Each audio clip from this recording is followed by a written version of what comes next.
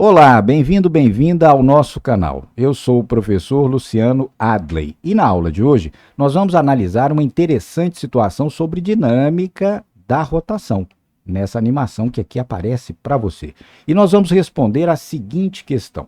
Conhecendo-se os valores das massas de A e B, como calcular as suas respectivas velocidade e aceleração?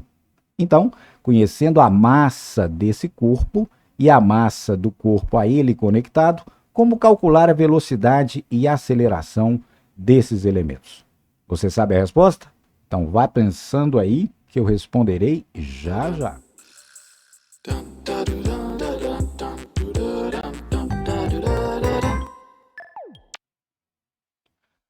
De volta com você e antes de começarmos, peço que assista ao vídeo até o final e se gostar, não esqueça de deixar o seu like. Isso é muito importante para que esse conteúdo atinja também outros estudantes. Combinado? Então, vamos à aula.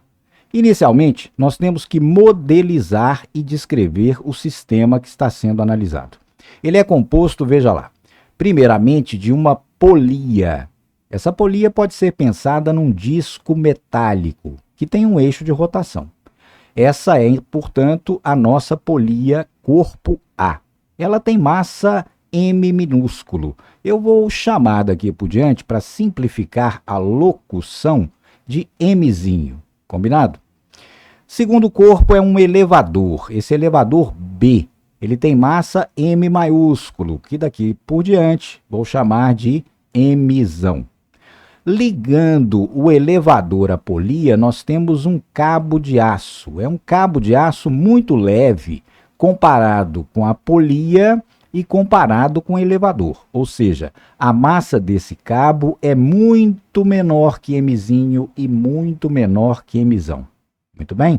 Além disso, ele é inextensível. Ou seja, de maneira simples, ele não estica, ele não aumenta o seu comprimento, enquanto os corpos se movem relativamente um ao outro. Entendido? Pois bem, nesse caso, vamos considerar o seguinte: o nosso elevador desce e nós queremos a seguinte questão a ser respondida.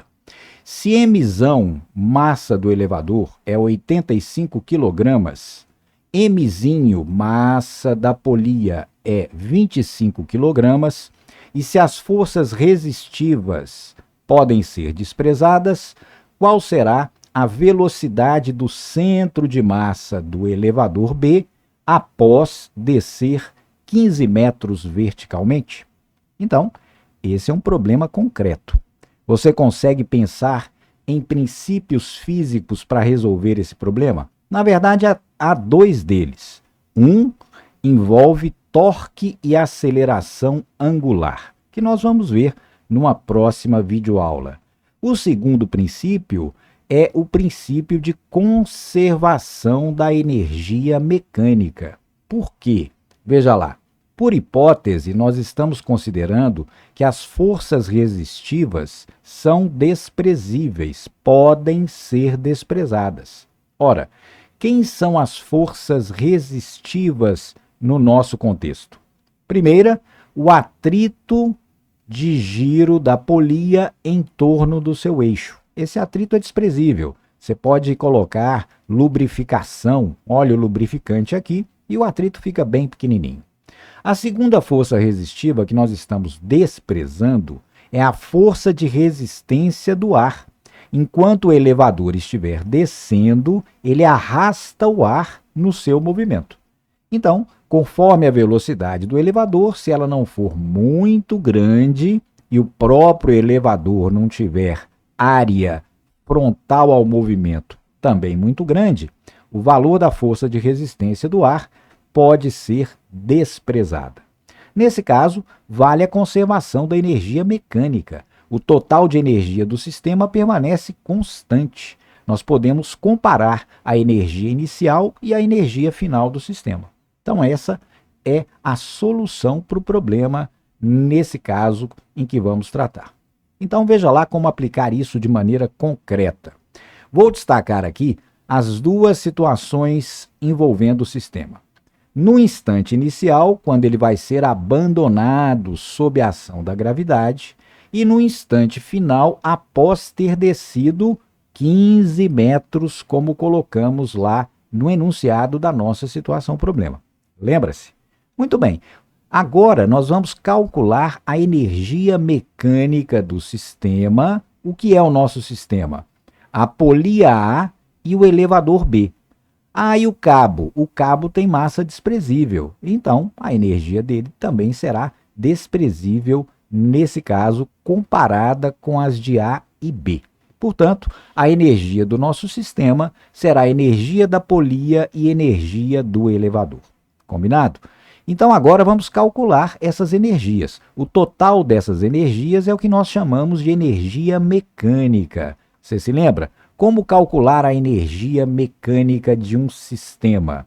E é a nossa energia mecânica, Ezão, é maiúsculo. É a energia cinética dos seus componentes, mais energia potencial desses componentes. Nesse caso, como a única energia potencial está associada ao campo gravitacional, será EPG, energia potencial gravitacional. Correto? No instante inicial, então, qual é a condição do sistema? O sistema está em repouso, a polia A está em repouso e o elevador também. Todos estão em repouso. Ora, energia cinética é energia de movimento, depende de haver movimento. Como no instante inicial nem A e nem B se movem, portanto, a energia cinética inicial do sistema é zero. E a energia potencial gravitacional? Do que ela depende? Você se lembra? Massa, gravidade, altura. Mas em relação ao nível. Então vamos estabelecer o nosso nível de altura zero. Nosso nível de altura zero será exatamente a posição mais baixa ocupada pelo centro de massa do elevador. Muito bem? Certinho. Agora, na posição inicial, o que nós sabemos? Na posição inicial, o centro de massa encontrava-se a uma altura de 15 metros em relação ao ponto de deslocamento inferior que ele atinge. Lembra do enunciado? Então, nosso Hzinho vale 15 metros. Isso será usado mais adiante no problema. Por enquanto, vamos usar literalmente apenas Hzinho. Certo? Pois bem, então, energia potencial gravitacional do sistema. Ora, o nosso elevador, tendo massa mzão e estando à altura Hzinho do nível, sua energia potencial gravitacional será mzão gh. Então, a energia mecânica inicial do sistema será 0 mais mgh. Então, mgh. Mzão gh. Massa do elevador, gravidade no local e altura a que ele se encontra em relação ao nível no início do movimento. Muito bem? Então vamos guardar esse primeiro valor. Ele é a energia mecânica do sistema. Bem, aí você pergunta, Luciano, mas e a polia? Ela não tem energia potencial gravitacional? Tem, não é? Bastaria saber a que altura ela se encontra do nível de referência. Porém, veja lá, na situação final, o centro de massa da polia continua na mesma posição. Então, a sua energia gravitacional não muda, ela não é convertida dentro do sistema. Por isso, nós não precisamos considerá-la na solução do problema. Como a posição que muda é a do elevador, apenas ele contribui com mgh durante o processo. Correto? Agora vamos fazer o mesmo raciocínio lá no instante final. Queremos a energia mecânica total do sistema, não é? Então, novamente, veja, energia mecânica quem é? Soma de cinética com potencial. Então, para considerarmos a energia mecânica do sistema, temos que avaliar a energia cinética e a energia potencial, que é gravitacional como antes. Mas, detalhe, veja lá, o elevador agora está exatamente no nível de altura zero, não é? Ele chegou no ponto que nós definimos como altura zero. Por isso, o seu H é zero, nesse momento, instante final. Então, a energia potencial do elevador e, consequentemente, do sistema será zero. E a energia cinética? ela não é zero agora no instante final. Por que não? Porque nós sabemos que a roldana, a polia, estará girando enquanto o elevador desce, como vimos mais cedo naquela animação no começo dessa aula. Foi? E esse movimento é um movimento de rotação. A polia está girando, e isso é caracterizado por uma velocidade, velocidade angular ômega.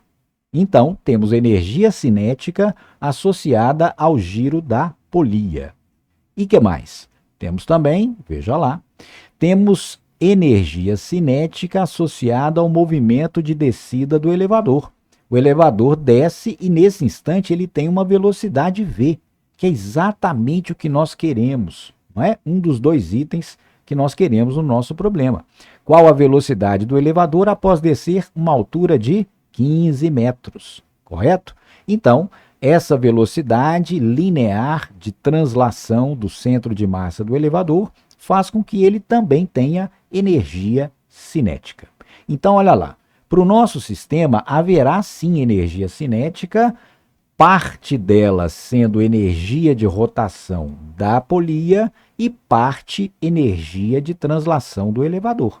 Então, teremos dois termos de energia cinética. Veja lá, então.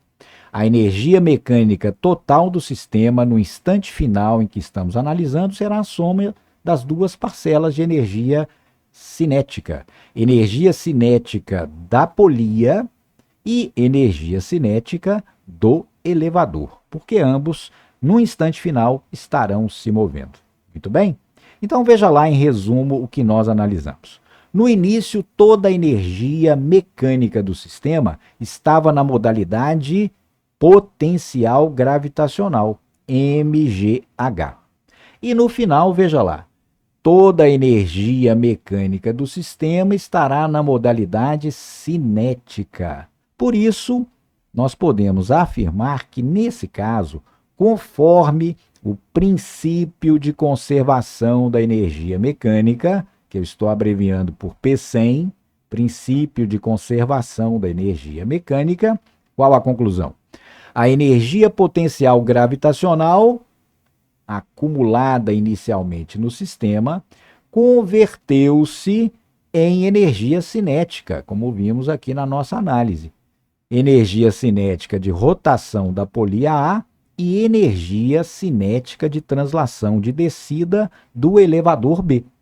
E isso nos leva a igualar essas quantidades. Por isso, conservação.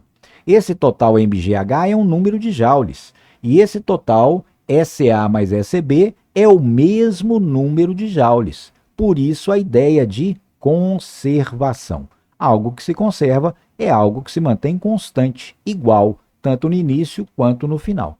Daí, podemos equacionar essa relação da forma número 1 que aqui aparece. Então, veja lá. No final, energia cinética A mais energia cinética B. Esse total, por conservação da energia mecânica, tem que ser igual a MGH, o total que tínhamos inicialmente. Então, essa é a ideia para a solução do problema. Agora, nós vamos desenvolver algebricamente a nossa expressão número 1. Então, repetindo, energia cinética A mais energia cinética B igual a MGH. Agora, lembremos, como calcular energia cinética? Aqui há diferença. A energia cinética de B é energia de translação. Seu centro de massa se movimenta. Quando isso acontece, mv ao quadrado sobre 2. Aqui, energia cinética A é energia da polia, energia de rotação. Você se lembra como calcular a energia de rotação na nossa videoaula anterior? Então, veja lá, vamos lembrar. Energia cinética de rotação de um corpo é igual a I ômega ao quadrado dividido por 2. I é o chamado momento de inércia. Ômega, velocidade angular ao quadrado sobre 2. E aqui, energia cinética do centro de massa do elevador é energia cinética de translação de uma partícula. Massa, velocidade ao quadrado sobre 2, igual a MGH. Você se lembrou? Então, para simplificar, vamos multiplicar toda a expressão por 2, para tirarmos aqui essa parte fracionária, correto? Então, 2 vezes todos os termos, o que resulta? Iômega² mais mv² e à direita 2mgh. Multiplicamos os 3 termos simultaneamente por 2, correto? Pois bem, agora o que vamos fazer? Na sequência, note lá, temos que saber qual é o momento de inércia para substituirmos aqui. Esse momento de inércia depende da forma geométrica da distribuição de massa do corpo. Como é um disco, a nossa polia, lembra-se, isso já é determinado, você pode consultar lá na videoaula sobre momento de inércia, isso já está calculado para todo disco de massa m e raio r. É exatamente m, r² sobre 2. Esse r é o raio do disco, raio da polia no caso. Muito bem? Então agora vamos substituir o momento de inércia lá no primeiro termo e ficaremos com, veja lá, momento de inércia do disco será mzão, seu raio ao quadrado sobre 2, velocidade angular ao quadrado, mais energia cinética, né? Aqui veio do elevador, mzão V2 igual a 2mgh. Vou chamar de relação número 2. É ela que nos dará a solução do primeiro problema. Qual era mesmo? Queremos encontrar V, velocidade de descida do elevador após ter se deslocado 15 metros. Queremos o valor de V. Mas veja, aqui temos ômega. Então, 2 incógnitas na mesma equação. Precisamos eliminar uma delas. Como queremos V, vamos eliminar ômega. E como fazer isso? Você se lembra? Existe uma relação entre V e ômega. Qual é ela? V igual a ômega vezes R. Lá na nossa aula sobre cinemática da rotação, nós deduzimos essa relação. Quem queremos? Eliminar ômega. Como fazer isso? Ômega será V dividido por R, não é? Então, dividindo V por R, encontramos ômega. Então, note lá. Agora, o nosso trabalho é substituirmos V sobre R no lugar do correspondente ômega, na nossa relação número 2. Então, vamos substituir. Teremos mzinho R² sobre 2, ômega². Mostramos que ômega² é V sobre R. Então, tudo ao quadrado. Mais mv², 2mgh. Viu? Agora temos uma equação com o valor de V como incógnita. Basta isolar o V. Mas antes, é preciso um trabalhinho algébrico para simplificar a nossa relação. Vê lá. V sobre R tudo ao quadrado é V2 sobre R2. Muito bem? O que dá para simplificar? Dá para simplificar o fator R, não é? Podemos cancelar R2 com R2. Passando a limpo, o que resulta na nossa expressão mzinho V² sobre 2 mais mzão V² igual a 2mgh, nossa relação número 3, não é? Então, daqui o que queremos mesmo? Isolar finalmente o valor de V, velocidade de translação do elevador. Então, repetindo nossa expressão número 3, como isolar o valor de V? Álgebra. Ele está nos 2 termos, podemos colocar V² em evidência, não é? E o que fica lá? Se colocarmos V² em evidência, teremos mzão mais mzinho sobre 2, que multiplica V² igual a 2mgh. Agora, estamos a um passo de terminar o nosso problema. Basta isolar V², passando o parênteses dividindo para o segundo membro. Então, teremos V2 igual a 2mzão GH sobre mzão mais mzinho sobre 2. O que queremos? V. Bom, aqui seria V igual a mais ou menos raiz quadrada do termo à direita. Como queremos o módulo, o valor da velocidade, então vamos considerar a raiz positiva.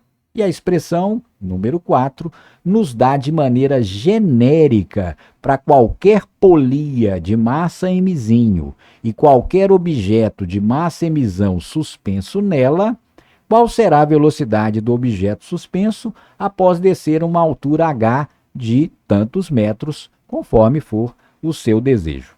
Essa expressão, então, é genérica para qualquer sistema de corpo acoplado à polia, como aquele que eu exemplifiquei através do elevador. Correto? É uma expressão geral. No caso do nosso problema, nós temos os valores particulares de emissão, Mzinho e H. Então, vamos substituir. Veja lá. Velocidade V do elevador, para os dados que nós temos, 2 vezes emissão, massa do elevador, 85 kg. G local, 9,8 metros por segundo ao quadrado. Altura, lembra-se? Deslocamento vertical que o centro de massa vai fazer, 15 metros. De novo, emissão 85, mzinho 25 sobre 2. O cálculo dessa expressão nos dará V igual a 16 metros por segundo. E essa é a resposta da primeira parte da nossa situação-problema. Após descer 15 metros, o elevador terá a velocidade de 16 metros por segundo. E a segunda parte? Vamos esquematizar, veja lá. A segunda parte é exatamente descobrir agora o seguinte: qual a aceleração durante a descida do elevador? Segunda parte do nosso probleminha. Como resolver isso? Bom, vamos lembrar uma coisa. Nesse movimento, as forças atuantes, quais são elas? Essencialmente uma, é a força gravitacional, é a força peso, não é? E próximo da Terra, podemos tratar o peso como uma força constante. Por isso, veja lá a solução.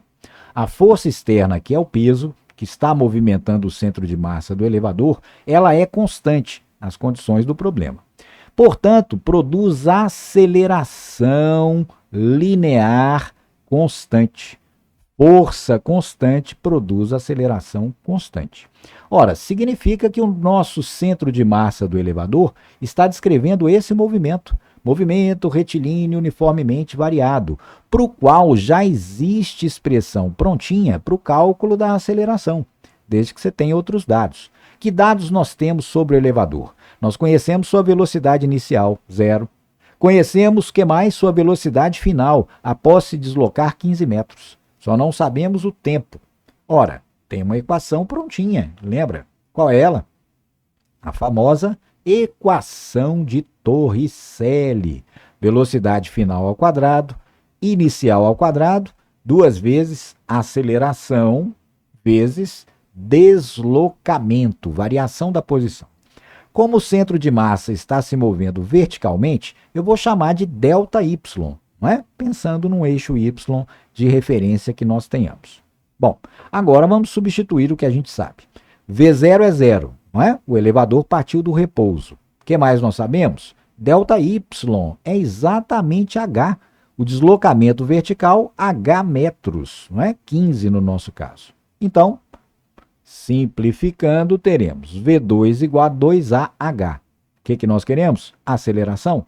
Isolando a aceleração, teremos V2 dividido por 2H. Nossa relação número 5. É uma relação genérica. Como nós sabemos a velocidade final e o deslocamento vertical H, agora basta substituir os dados que temos. Então, vê lá. A aceleração de descida do centro de massa do elevador será velocidade final que ele atingiu, 16 metros por segundo, calculamos há pouquinho. Ao quadrado sobre 2 vezes, olha lá, H, né? 15 metros, o deslocamento vertical para baixo do elevador. Fazendo essa continha, teremos lá a aceleração A aproximadamente 8,5 metros por segundo ao quadrado. Essa é, portanto, a aceleração de descida do centro de massa do nosso elevador. Bem, para finalizarmos essa nossa aula, vamos generalizar o que fizemos até agora. Acompanhe lá. Calculamos obtivemos duas expressões para o cálculo da velocidade de um sistema como esse, que temos um objeto de massa mzão acoplado por um fio a uma polia de massa mzinho. O resultado, como nós mostramos usando conservação de energia, raiz quadrada de 2mzão GH sobre mzão mais mzinho sobre 2. E agora, pouquinho fizemos para aceleração. Só que note, a aceleração não contém a dependência com as massas. É interessante, em algumas aplicações de engenharia, que a gente coloque aqui como as massas afetam a aceleração do sistema. Então, vamos substituir 4 em 5, não é? Na equação 5 precisamos de V, e na equação 4 nós temos V explícito em termos das massas. Então basta colocar essa raiz quadrada grandona lá no lugar de V. Fazendo isso, veja lá, teremos a aceleração de descida do elevador igual a, veja, V ao quadrado, quadrado da raiz, sobra apenas o radicando. Então teremos 2mzão GHzinho, mzão mais mzinho sobre 2. Isso tudo aqui é o numerador, é o V quadrado. Dividido lá, ó, veja, 2H, correto? Mas note, temos 2H e 2H nos numeradores dessas frações. Então, simplificando, eles se cancelam. E vê só o que sobra? Veja lá. Resulta apenas a expressão número 6. A aceleração de descida do corpo suspenso do nosso elevador será, então, mzão, massa do corpo suspenso, sobre mzão mais mzinho sobre 2, tudo isso vezes g. Note que a massa da polia interfere, não é? Então pense aí, o que acontece se a massa da polia for desprezível? Ou seja, se for uma polia de massa muito pequenininha comparada com o elevador. O que significa que esse número vai ser próximo de zero. M mais zero, M. M dividido por M é 1. Então teremos A igual a 1 vezes G, A igual a G. Viu aí que interessante? Significa que se a polia for muito levinha, o elevador estará praticamente em queda livre, com aceleração de 9,8 metros por segundo ao quadrado.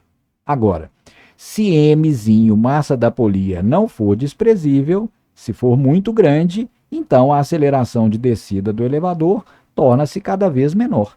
Quanto maior o valor de mzinho, menor será a aceleração de descida do elevador. Entendido? Então é isso, estudante. Gostou desta aula? É hora de deixar o seu like, compartilhar o vídeo e, se não é inscrito, inscreva-se no canal.